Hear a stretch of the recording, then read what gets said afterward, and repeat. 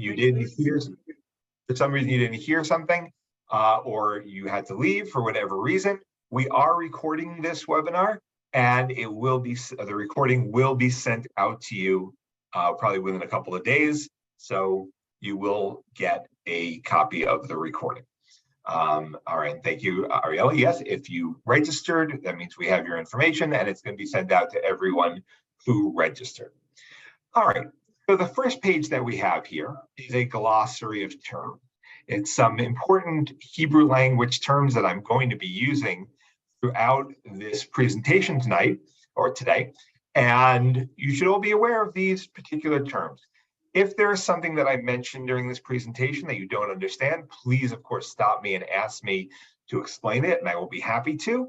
But in the future, as you're either listening to the recording or reading this guide on your own, just be aware that you have a glossary of terms in case there's something that you don't understand, a Hebrew term that you don't understand. All right. The first thing I want to go through is all of the documents that you should have gotten at the airport. Now, I'm going to be doing this as if everyone here is an Oleh Hadash. When I say Oleh Hadash, I mean the base Aliyah status, which is someone who is never Israeli before, never had any kind of residency in Israel, and is now making Aliyah. And their parents were never Israeli, all of those things. So I'm going by the base Aliyah status. Is there anyone here, and please put it in the chat box, reply, if you had a status other than Oleh Hadash when you made Aliyah? I'm thinking about Katin Choser, Ezrach Oleh, Mishpachat Olim, a former A1, any kind of status besides Oleh Hadash, please put it in the chat box, and that will give me a little idea of understanding if I need to expand on some of these things to include different statuses. If you're not sure, that's fine. We're going to discuss it as an Oleh Hadash. And if for some reason we need to, you find out later that you actually do have a different status, of course, we are happy to discuss that with you at a later time as well. But because I'm not seeing anyone else who put anything in the chat box, I'm going to conclude that everyone here is a regular Oleh Hadash, and we're going to continue under that assumption. So the first thing I want to mention are the things that you got at the airport. The first thing is called the Tudat Oleh. The Tudat Oleh is a booklet. It's a blue booklet that says on it Tudat Oleh in Hebrew, and that is your Aliyah document stating that you are an Oleh who has Aliyah benefits. You'll notice that you will also have in that a phone number for a branch of Mishrad HaKlita that you need to contact in order to set up an appointment to get your benefits started. And that is the local office to the address that you gave them before you made Aliyah. All right, so you must go to the specific branch that you're allocated to based on that address. Some people ask me about, how long do I have to hold on to the Tudat Oleh? Tudat Oleh is your documents that states you have benefits, and the last benefit that runs out is 15 years from your date of Aliyah. So you want to keep it at least 15 years. Replacing the Tudat Oleh is a pretty big deal and requires at least 2 different government offices. So you really don't want to have to go through that. So make sure that you keep your Tudat Oleh somewhere safe. There's something called the Tudat Zakaut, but that is only for people who had a previous Israeli status. So since no one has told me about that in the chat box, I'm going to skip over that and we're going to move on. You would have registered for healthcare beforehand, and you would have gotten a healthcare registration form. This is a piece of paper from Bituach Leumi stating that you are signed up for one of the Kupot Cholim, one of the healthcare providers. Make sure you have this piece of paper within about, well, we're going to talk about completing your registration for healthcare, but you are registered for healthcare, and that piece of paper is your proof that you are registered for healthcare. If you don't have that piece of paper, or if you never got it for some reason, then that is something you need to tell us about. And we're probably going to have to discuss that offline later if that is the case. You should have gotten the first cash payment of your Sal Klita, your absorption basket. When we talk about Mishrad HaKlita, we will talk about how to get the rest of those payments. but you should have gotten the first payment in cash at the airport. You should have gotten a note of future bank account, which you're going to, when we talk about banks, we will discuss what you need to do with that, and a SIM card. And if you have any problems with the SIM card, we are not involved, but there is a phone number right here, where you can call to speak to someone specifically about those SIM cards. All right. The important notes that it says below here, those are all for people who have had a different kind of status. One of the reasons why I asked about that beforehand. So since someone raised their hand, we're going to soldier on and keep on going. Next page. And this is where we get into the actual steps of things that you actually have to do now that you've made Aliyah. So the first step is the biometric Teudat Zahut. Teudat Zahut is your ID card. It's your Israeli ID card. Everyone must have one. It's one of those things that you really can't do anything without. So you have to go and apply for your biometric Teudat Zahut. You're going to need to make an appointment at myvisit.com. All right. And at that appointment, you're going to be applying for your first Teudat Zahut. When you go to make the appointment, you may see that there are no appointments for many months in the future. If that does happen, please give us a call. We can try to help you out. Sometimes we can get extra appointments. Sometimes we can't. Sometimes we can. We will try our best to help you get an earlier appointment. But this is really the most important thing. Without this, it's very difficult or almost impossible to move on to any of the other steps. So you really need to take care of this first. At that appointment, you're going to need, it tells you here exactly what you need to bring with you. You basically need to bring all of your original documents that you had when you made Aliyah. Your birth certificate with the apostille, the marriage certificate with the apostille, the proof of Judaism, basically everything, every document that you needed to provide when you made Aliyah, you now need to show to Mishrad HaPnim. It is a good idea for you, well, not a good idea. You need to bring your also copies of all the documents, because you're not going to give them the originals, you're going to give them copies. And we've had many cases where they are not willing to make copies there. So they will ask you to provide the copies, so bring copies with you. Good rule of thumb is that if you're not sure if you need something, bring it. They can literally ask you for anything. So if you're not sure whether you need it or not, it's best to bring it. Your passport, of course. 2 passport pictures for each family member getting a Teudat Zahut. That means everyone 16 or over gets a Teudat Zahut. So any family member 16 or over needs to bring passport pictures, because they're going to also give you a temporary Teudat Zahut at this meeting. Yes, I understand. Like I said, there are no appointments that you're going to see right now before August or September. Unfortunately, that's some of the things going on. And if that's the case, again, please call us, email us, and we will do our best to try to help you find something earlier. Okay. Okay, we're talking about the temporary Teudat Zahut. It is not, make sure that they give you a temporary Teudat Zahut. Sometimes we see them either, I don't want to say forget, but they just don't do it. So make sure if they don't, that you ask them for the temporary Teudat Zahut. It can take about 4 to 8 weeks to get the permanent biometric one. So you want to make sure that you have that temporary one. The temporary Teudat Zahut is usually good for 3 months. Although they have expanded it to 9 months when there have been delays, but usually it's 3 months.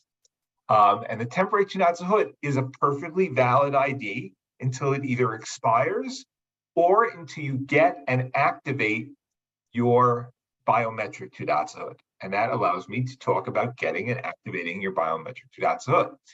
When you do this step, what you're going to get is your temporary Teudat Zahut and also an application confirmation. It's going to be a sheet of paper with a lot of numbers on it.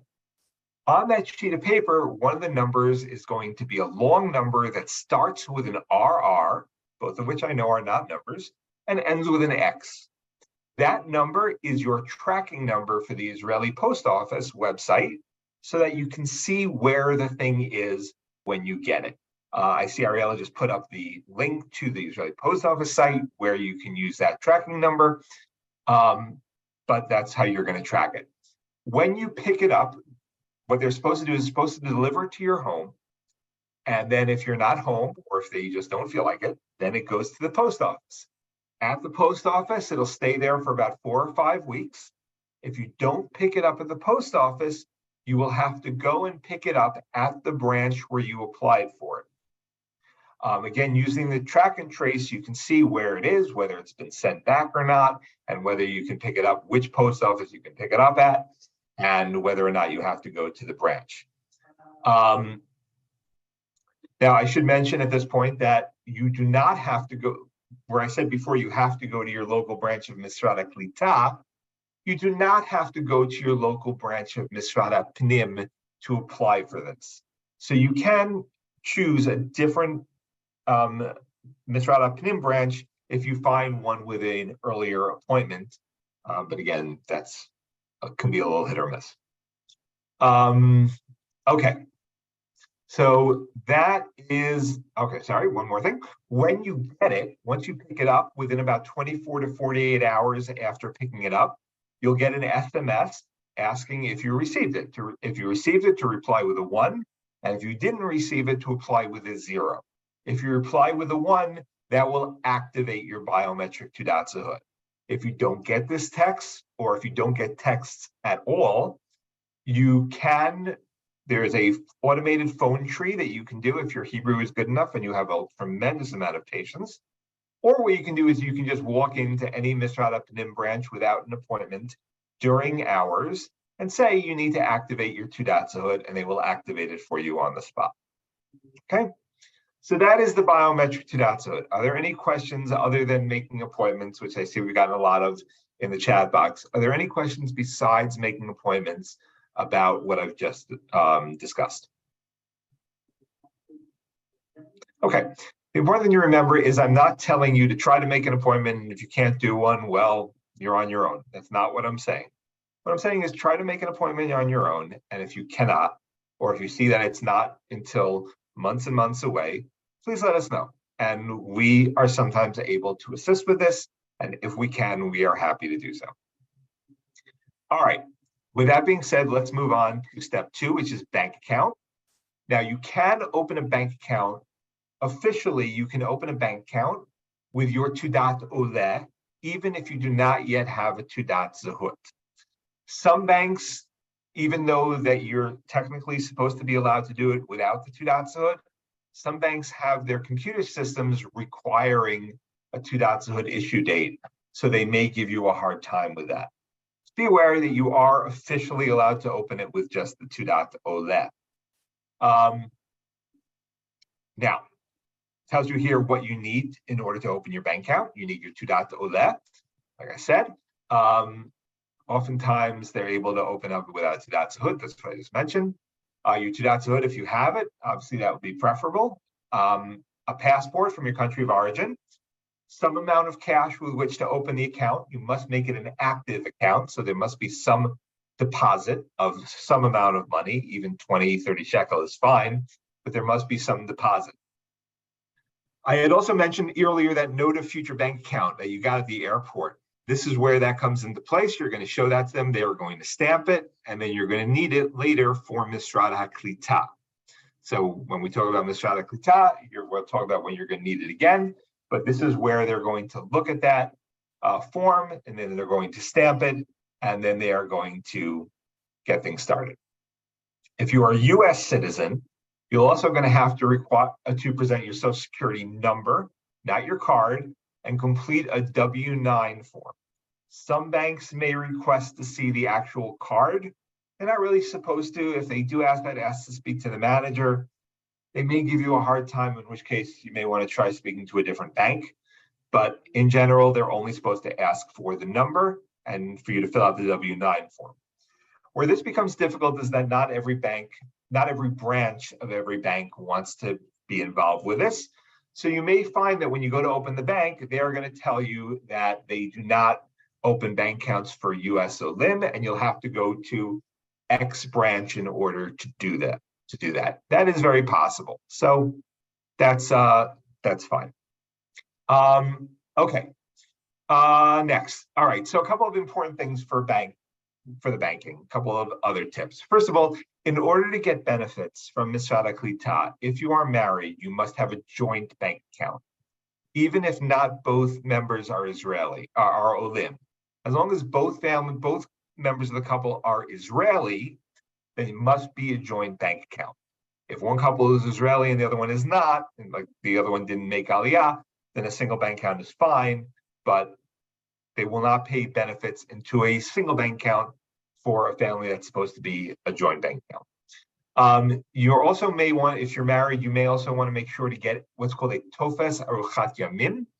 This is a form that, in case, God forbid, something happens to one spouse, that the other spouse will still have access to the bank account while the estate is being adjudicated.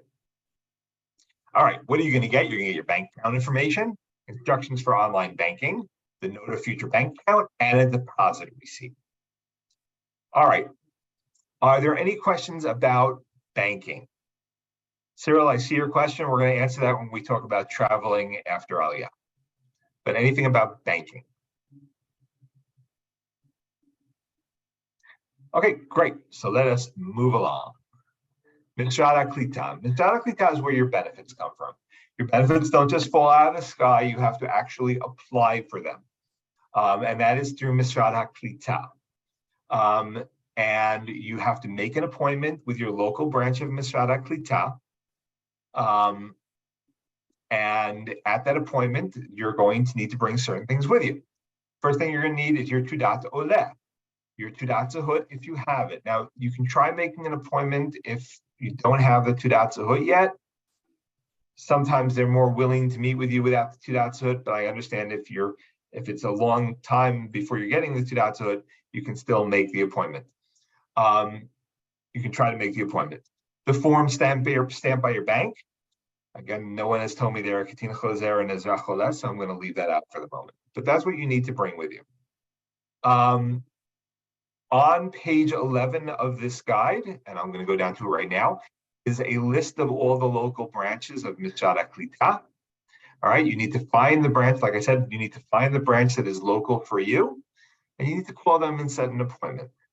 If you are in Tel Aviv, and you already have your Tudat Oleh, try calling. You're not going to get an appointment. Show up. Just walk in.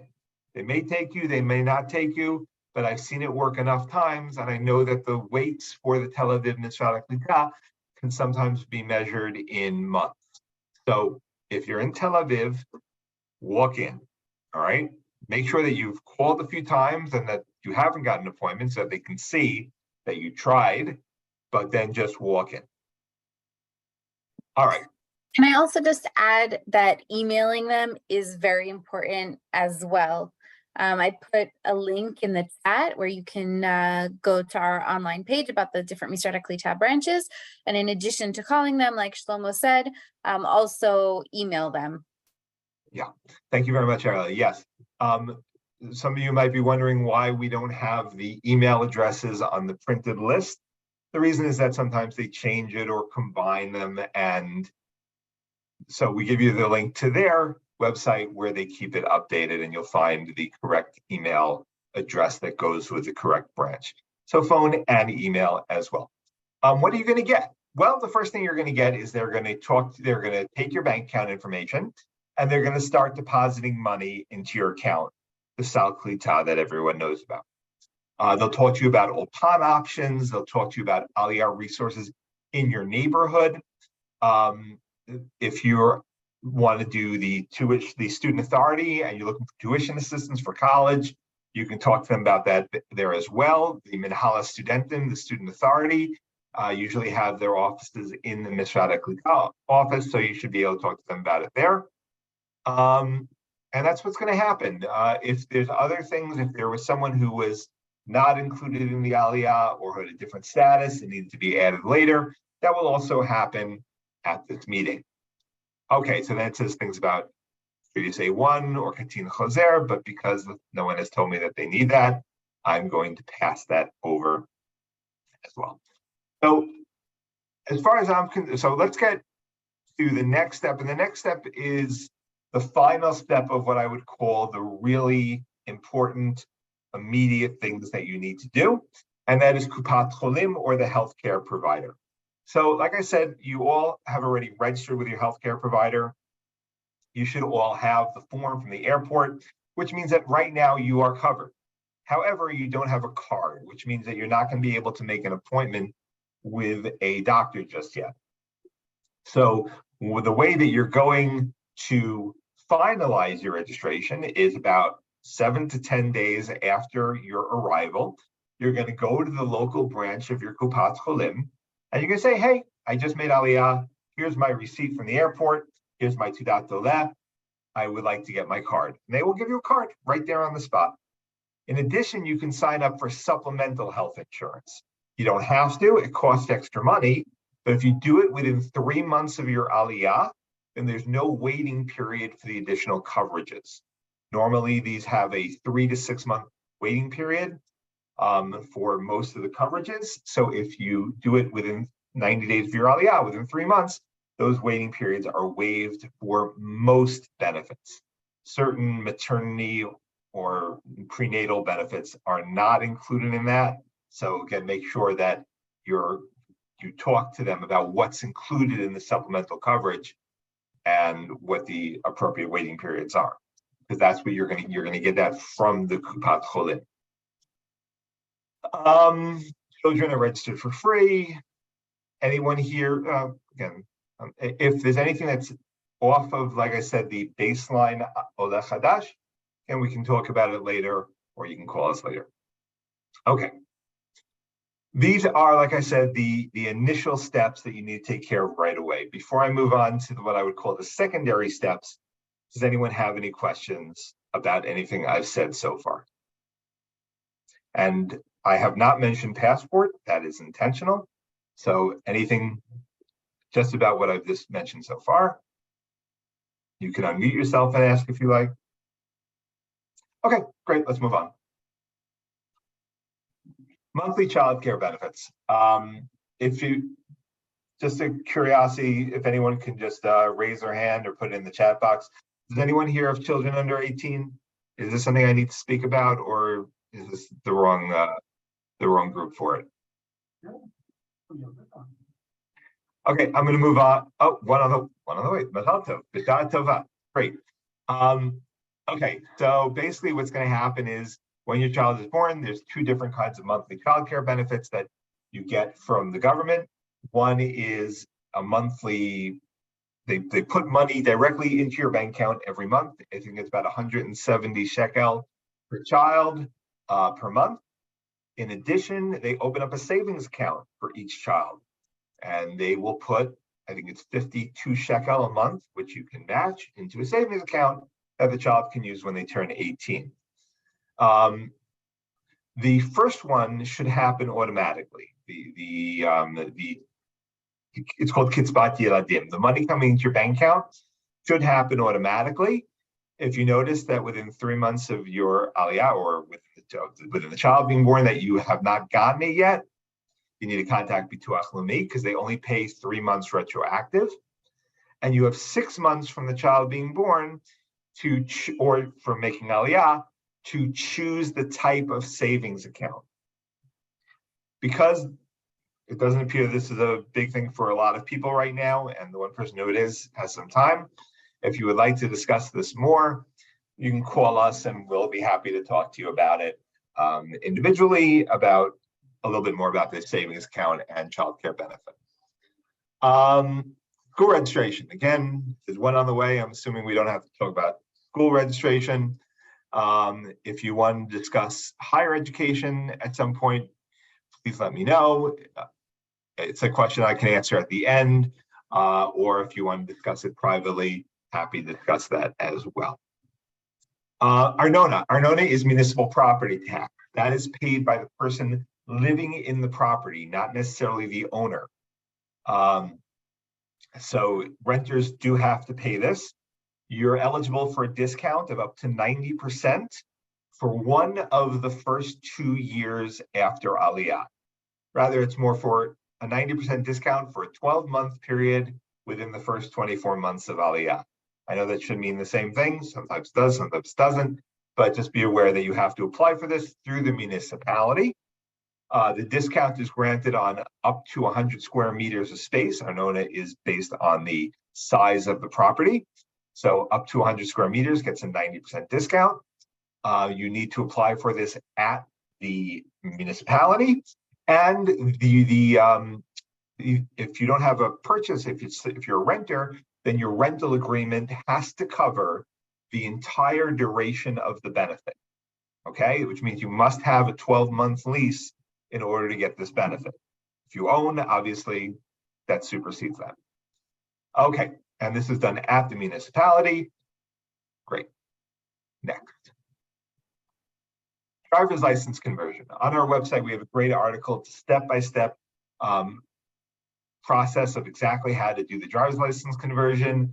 There's a link to it on the in the guide. What you really need to know is that you have 5 years to do the license conversion, but you only have 1 year from your date of entry, not your date of Aliyah, to drive on your foreign license. And the date of entry only resets if you're out of the country for a full 12 months. So if you were in Israel for more than 2 or 3 weeks at any point in the last year, that is when you have a year to drive on your license from, not your date of Aliyah. So you may have to get it done faster. This may have more urgency for some of you than for others. It tells you exactly what you need, but basically I would really encourage you to look at the step-by-step instructions. There's 3 different types of conversion processes. There's the expedited process, which you can do if you can prove that you've had a license for at least 5 years before Aliyah, not before you do the conversion. All right, so waiting doesn't help you. You have to prove that you've had a license for at least 5 years before the date of Aliyah, and that it's still valid at the time of conversion. And then you can do the expedited process, which requires no tests and no lessons. If you've had it for more than 2 years, but less than 5 years, then you will need to take probably 1 lesson and a driving test. If you've had it for less than 2 years, you will also need to take a written exam. All right. And for all of these dates, for all these years that you had your license, a permit does not count. They only count the full license, the dates when you had a full license for being able to convert. In case you're wondering, you cannot convert a license that was gotten after you made Aliyah. Okay, the license can only be converted if it was valid from before Aliyah through the date that you converted it to your Israeli license. And in case, just to head this question off at the pass, they will not take away your US license. You will still have a US license and an Israeli license. Okay. Israeli passport. And this is where we're going to talk about traveling. Yes, if you were in Israel May of 2022, and as long as you were in Israel for at least 2 or 3 weeks or more, then yes, that is the date by which you have to convert within a year, or you cannot drive on your license until you do the conversion. You still have 5 years to do the conversion. You're just not allowed to drive on your license anymore. In case you're wondering why, it's because the year has nothing to do with Aliyah. That is purely based on a treaty between governments of how long they honor each other's licenses for before it becomes an issue. Okay, so it has nothing to do with Aliyah. The 5 years, that is an Aliyah benefit. All right, so traveling abroad is new, all that. So you have to wait 90 days to apply for your Israeli passport or Tudat Ma'avar. I'll explain what a Tudat Ma'avar is in a minute or two, but just want to put that out of the way. You have to wait 90 days from your date of Aliyah. Now, there are obviously a backlog of appointments. So right now, you're allowed to travel on your foreign passport. Remember, everyone is allowed to travel on their foreign passports until December 31st, 2023. And I will tell you, this is the first of these Zooms that I'm comfortable giving the December 31st date rather than the June 30th date, or 31st date, June 30th date. They just switched it up. We've just gotten official confirmation. It's not on their website yet. We expect to be updated pretty soon. But right now, everyone can travel on their foreign passports without an Israeli passport until December 31st, 2023. Okay, so there's no urgency to get your Israeli passport. But again, you want to get it done as soon as possible. Your first passport is going to be a 1-year passport. Then if you're in the country for 75% of that first year, then the next one will be renewed at for a 5-year passport. Okay? If you weren't in for that first year, then they're going to renew it for another 1-year passport until you reach a time period of being in Israel enough that they will issue you the longer passport. So that's as far as getting the passport. Now, the reason why we mentioned Tudat Ma'avar is when you get a Tudat Ma'avar, they will issue you a 5-year Tudat Ma'avar. A Tudat Ma'avar is what's called it's a travel document. It's in lieu of a passport. It can only be used to enter and exit Israel. It's not something you can use to, like, say, go to Russia, if that's something you were inclined to do. It can only be used to exit and enter Israel. So you can get that, but it is not a passport, it's something else. But it'll be for 5 years. So if you know that you're going to be in and out of Israel and that you're not going to be reaching the 75%, and you don't want to be worried about going and renewing it every year, you can ask for a Tudat Ma'avar instead. I know that was a lot of words to give you right there, but it's all written here. And if you get an appointment for your passport and you want to review it before your appointment, of course, give us a call, and we're happy to do that. Okay, the top branches, and that's the end of the steps. Now I'm going to get into there's a little bit more information I'm going to give you, but before I move on to something new beyond the first steps, are there any other questions? I want to get back to the question I got before about leaving Israel, coming in and out of Israel. So like I said before, it's no problem to come in and out of Israel. There are 2 issues that you want to be aware of. The first, of course, is the 75% residency for the passport. The other issue is that if you leave the country, your sal klita, the money that they give you, will stop. As a matter of fact, any financial benefit that you're getting from the country, when you're in the country, if you leave, it will stop. Now, sal klita is unique in that 2 weeks after you come back, they will automatically restart it. But any other financial benefit will not automatically restart. You will have to be in contact with the government agency responsible in order to get it restarted. I don't want you to worry about that right now. If the time comes that happens, typically it happens with the rental subsidy, which I'm not really going to talk about too much because it only starts in the 8th or 9th month of your Aliyah. So I'm not really going to talk about it now, but that's the one where it really comes into play. Everything else, I said the sal klita, it'll stop automatically. And 2 weeks after you're back in the country, it will restart automatically. There is another issue, which is that if you're not in the country for 6 months out of any 12-month period, Bituach Leumi can find that you are no longer a resident of Israel and can cancel your health insurance. I don't want to talk too much about that right now because it can get a little complex and everyone's individual. If you think that you are in danger of this happening to you, please give us a call and we can talk about it. But again, because it gets so individualized, I don't want to discuss it here. Okay, I'll just ask, can you leave without your Tudat Zehut? Technically, the answer is yes. However, I will warn you that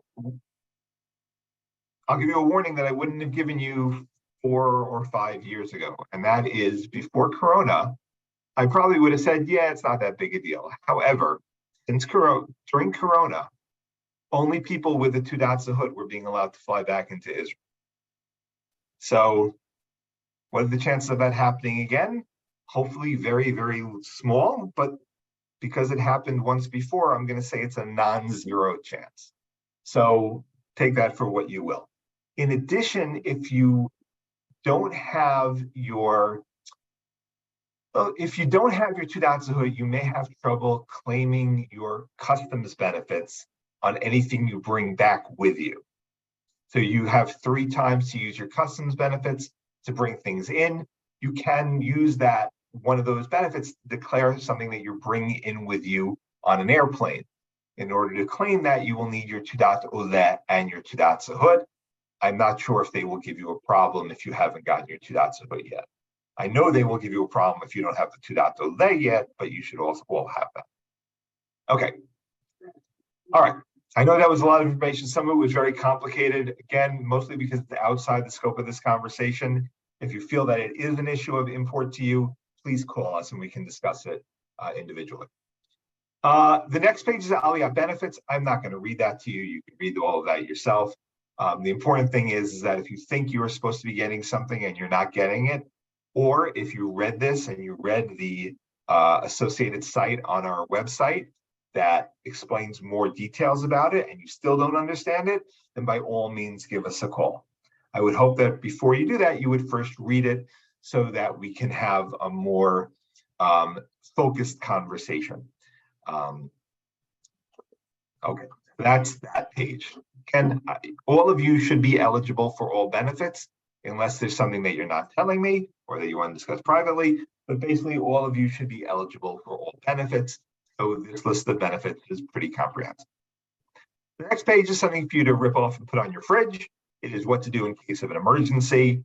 Again, this is something that you need to read yourself. I would hope that you take a look at it before you have an emergency. You certainly don't want to be spending precious moments in the middle of an emergency. You don't want to be spending precious moments in the middle of an emergency trying to figure out where what you need is on this sheet. So take a look at it before, familiarize yourself with it, and that way you'll know what to do in case of an emergency. There's a lot of good resources here for a lot of different things that you never want to have happen. Okay? All right. Last but not least, how to contact us. Obviously, we've been talking about the *3680 phone number and the answers at nbn.org.il. That's how to reach us. And when I say us, I specifically mean myself, Ariella, our team. Okay. We also are the Government Advocacy Department. That email will also reach us if or more likely when you're having a problem with a government agency. That answers at NBN is a good email address to reach out to us, and we will respond and do our best to help you. We have an employment department for obvious reasons. We have an education. We have 2 different education advisors, one for K through 12, which is education at NBN, and another which is for higher education, which is NBN students at nbn.org.il. We also have our community guidance. If for some reason you're in a community and you want to see about maybe a different community, you can always email our communities at NBN email address. And last but not least, certainly not least, we have our Lone Soldier program. If you are a lone soldier, we have a specially dedicated 24/7 answering service and a dedicated email address. It's fine right there. We have 3 different offices: our Yerushalayim office in Cinema City in Jerusalem, our Tel Aviv office on Rothschild Ave Boulevard, and our Lone Soldiers headquarters. Feel free to pop in if you need anything. Probably better to make an appointment first just to make sure that we're actually going to be there on the day that you pop in. Back cover is just some other resources for you. We have an Israel calendar, which are for English-speaking programs for English-speaking Olim, not necessarily only Nefesh B'Nefesh. We try to partner with other organizations that also service English-speaking Olim so that there will be programs beyond ours that are available for you. We have our library of online webinars, our things like this. We try to keep the most recent recording up on our YouTube channel. So you can always go to our YouTube channel to see the different topics, and there's a great number of topics on there. If you have questions about taxes or shipping or anything like that, the YouTube channel is generally a really good way to go if you need information right away and you can't reach us for whatever reason. And of course, our hub in Tel Aviv. All right, that ends my spiel portion of the webinar. Does anyone have any questions before we finish up?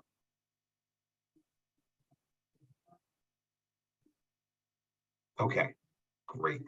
I always worry when I ask for questions and I either get none, or when I get none, I'm always worried that I either gave you too much information or not enough information.